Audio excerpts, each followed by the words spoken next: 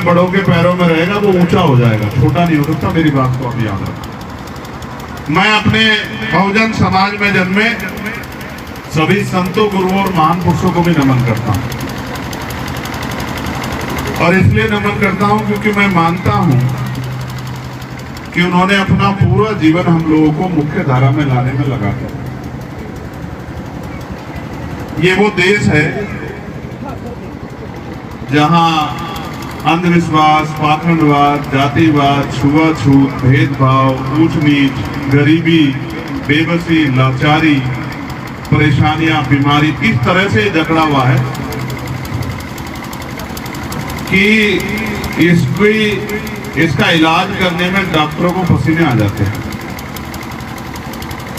लेकिन ये इलाज जो राष्ट्रपिता ज्योतिबा फूले ने शुरू किया, जिसको साहू जी महाराज ने दवा दे के आगे बढ़ाया, और जिसकी असल वीडियो को, असल बीमारियों को काटने का काम बाबा साहब अम्बेडकर ने संविधान के जरिए किया। तो संविधान के जरिए जितनी बीमारियों को वो काट गए हैं या इलाज बता गए हैं, पर्चा लिख देते हैं, डॉक्टर पर्चा लिख देता है। आपकी पीड़ा को जानने के बाद, आपकी बीमारी को जानने के बाद आप डॉक्टर के यहाँ जाते हो ना, तो डॉक्टर को जब आप अपनी बात बताते, डॉक्टर क्या करता है, उसको पर्चे पे लिखता रहता है, फिर वो नीचे लिख देता है दवाइयाँ कि भाई दवाई। तो बाबा साहब अम्बेडकर संविधान में हर बीमारी की दवाई लिखकर गए। अब मैं जितना उनको पढ़ रहा हूँ, जान रहा हूँ, संविधान को पढ़ रहा हूँ, तो मेरे मन में और मेरी जानकारी में सारे इलाज आ रहे हैं। और मैं आपको भरोसा दिला के कह रहा हूँ, आज मसौदा में जितनी बीमारियां बची हैं, इनका ऐसा परमानेंट इलाज करेंगे हम लोग कि दोबारा इस देश को बीमारी नहीं लगेगी। मेरी बात को आप याद रखें। मैं बहुत सारे विषय पे नहीं जाऊंगा आज। मैं आपको ना, मैं इसलिए नहीं बोल रहा था कि जैसे मैं कोई बात कहूंगा तो जो दूसरे लोग घूम रहे हैं वो सब लोग भी उसी बात को कहने लग जाएंगे कि भाई हम भी यही करेंगे, हम भी यही करेंगे। मैं आपको सच कह रहा हूं, जो काम आज से 50 साल पहले हो जाना चाहिए था वो इस देश में हुआ नहीं।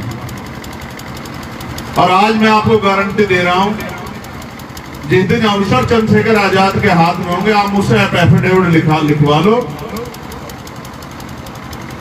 सामाजिक न्याय के भारत का निर्माण, समता, समानता, बंधुत्व, भाईचारे का आधारित भारत का निर्माण, और जहां अंतिम व्यक्ति के भी हितों की रक्षा होगी और गरीब से गरीब और अमीर से अमीर सबका बराबर सम्मान होगा, ऐसे भारत का निर्माण हम लोग करके दिखाएंगे। मेरी बात को हम याद। और मैं ये बात हवा में नहीं कह रहा हूं, मैं पढ़ा लिखा व्यक्ति हूं, अधिवक्ता हूं, वकील हूं, मेरे वकील साथी बैठे होंगे। हम वही बात कहते हैं जिस बात को हम कर सकते हैं। मैं कोई ऐसी बात नहीं कहता जिसको नहीं करता। मैंने अब से 8 दिन पहले कहना शुरू किया है कि हम कक्षा 1 से लेके 12 तक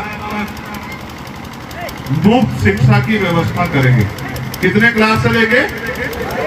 कक्षा 1 से लेके 12 तक। उसका कारण सुनो मेरी बात को। जब से बात मैंने कहने शुरू की है, सत्ता में बैठे लोग सोच रहे हैं कि हम इसकी घोषणा किस मंच पे करें कि हम भी शिक्षा व्यवस्था फ्री करेंगे 1 से लेके 12 तक। और 1 से लेके 12 तक ही क्यों? 1 से लेके 8 तक क्यों नहीं? 1 से लेके 10 तक क्यों नहीं? 1 से लेके 12 तक, 1 से लेके ग्रेजुएशन तक क्यों नहीं? क्यों? उसका एक कारण है। अगर बुनियाद मजबूत होगी, बुनियाद ताकतवर होगी, तो महल कितना ऊंचा बना लेना कोई दिक्कत नहीं आएगी। और बुनियाद कमजोर होगी तो आप उसके ऊपर थोड़ा सा वजन डाल के देखना, वो गिर जाएगा। मेरी बात को याद। हम पे जमीनें नहीं है बहुत बड़े पैमाने पे, हम पे बहुत बड़े बिजनेस नहीं है, बहुत बड़े व्यापार नहीं है, बहुत धन दौलत नहीं है। हम पे बाबा साहब अम्बेडकर ने एक ही चीज हमें दी है, जिससे हम गरीबी, बेबसी की, लाचारी की बेड़ियों को काट के इज्जत सम्मान की जिंदगी प्राप्त कर सकते हैं, जिसका नाम है शिक्षा। और उन्होंने ये कहा था कि शिक्षा शेरनी का वो दूध है जो पिएगा वो दहाड़ेगा। और मैं आपको कह रहा हूं, दुश्मन बहुत चालाक है। उसको ये पता है कि शिक्षा अगर गरीबों के बच्चों तक अच्छी पहुंच गई तो कल ये पढ़ लिख के नौकरी रोजगार करके स्वाभिमान सम्मान का जीवन प्राप्त करेंगे तो इस देश में ऊंच नीच भेदभाव नहीं रह पाएंगे। आज मैं बाबूजी का नाम नहीं जानता सही तरह से। इतवारी लाल जी बाबूजी के 4 बेटे हैं, 3 5 पांचों बेटे अच्छी नौकरी कर रहे हैं,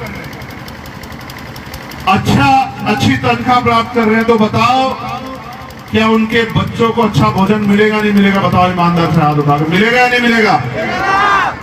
अच्छा घर का माहौल होगा नहीं होगा? बताओ अच्छी सुविधाएं मिलेगी नहीं मिलेगी? बताओ उनको कपड़ों के लिए, जूतों के लिए, किताबों के लिए किसी के आगे हाथ फैलाना पड़ेगा क्या? ईमानदारी से बताओ ये परिवर्तन कैसे हो गया?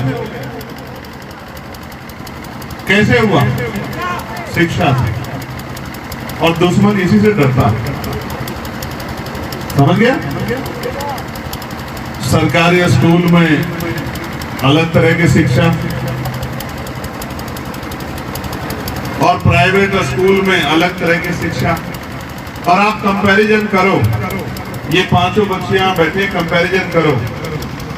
एक बच्चा हिंदी मीडियम में पढ़ रहा है प्राइमरी स्कूल में और एक बच्चा इंग्लिश मीडियम में पढ़ रहा है सीबीएसई आईसीएसई बोर्ड में। कक्षा 8 में दोनों को बराबर खड़ा करो, बताओ दोनों ज्ञान के आधार पे बराबर हो पाएंगे? ईमानदारी से बताओ, अपने दिल पे हाथ रखो, हो पाएंगे? आप बताओ हो पाएंगे? तो जब नहीं हो पाएंगे तो कल अगर इनको एक पेपर दिया जाए कि इस पेपर पे आपको नौकरी रोजगार मिलेगा, तो क्या वो सरकारी स्कूल में पढ़ा हुआ बच्चा क्या उस बच्चे का मुकाबला कर पाएगा? आप समझो असल बात क्या?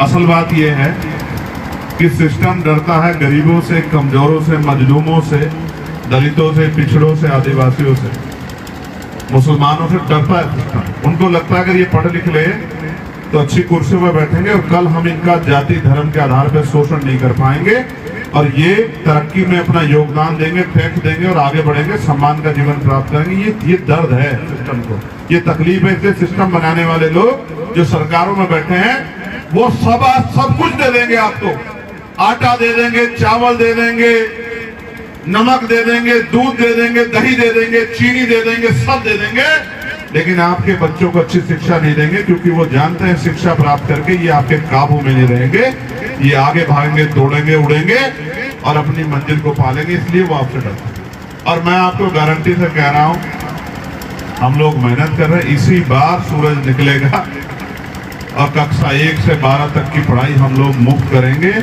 और सिर्फ पढ़ाई नहीं, मेरी बात को सुनना और समझना, सिर्फ पढ़ाई नहीं, मैं आज गारंटी से कह सकता हूं, हमारे दूसरे बड़े भाई भी यहाँ बैठे हैं, जो आदमी 20-25 हजार रुपए कमा रहा है वो सरकारी स्कूल में नहीं पढ़ाता अपने बच्चों को। बताओ पढ़ाता है क्या?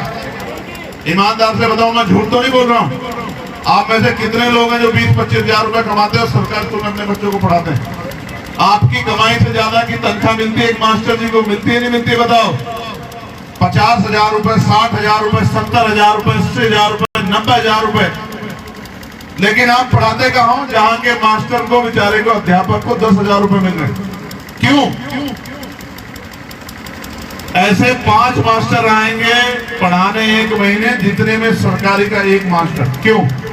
सरकार इतना पैसा खर्च कर रही है बिल्डिंग पे, मिड डे मील दे रही है, प्राइवेट वाले तो दे रहे हैं मिड डे मील, नहीं दे रहे ना, तो फिर क्यों पढ़ा रहे हो आप? क्योंकि आपको पता है कि सरकारी स्कूलों में अच्छी पढ़ाई नहीं हो रही, यहाँ आपके बच्चे का भविष्य चौपट हो जाएगा। इस बात को आप जान गए, लेकिन आप इस अन्याय पे बोलना नहीं चाहते। आपको आदत हो गई है सहने की और चुप रहने की, इस वजह से उनको गुमान बढ़ गया है कि ये हमारे खिलाफ खड़े नहीं हो सकते, इसलिए वो इस महंगी शिक्षा को आपके ऊपर थोप रहे हैं कि अगर अच्छी शिक्षा चाहिए तो अपनी कमाई का 1/4 से ज्यादा हिस्सा, क्योंकि किसी भी प्राइवेट स्कूल में चले जाओ जहां अच्छी पढ़ाई हो रही है, सीबीएसई बोर्ड से, आईसीएसई बोर्ड से, वहां 2-3 हजार रुपए महीने ही फीस है छोटे से छोटे क्लास की। अब आप अपने बच्चे को पढ़ाने के लिए वहां भेजते तो गरीब और अमीरी तो यहीं से स्टार्ट होगी नहीं होगी? भाई गरीब आदमी जो मजदूरी कर रहा है, सफाई का काम कर रहा है, छोटा मोटा काम कर रहा है, मेहनत कर रहा है, छोटी मोटी किसानी कर रहा है, वो तो मजबूरी में सरकारी स्कूल में भेजेगा नहीं भेजेगा? इसलिए जानबूझ के इन्होंने सिस्टम खड़ा किया है। इस बीमारी को बाबा साहब का ये बेटा जरूर काटेगा, मेरी बात को आप याद रखें। कुछ बाबा साहब काट के कुछ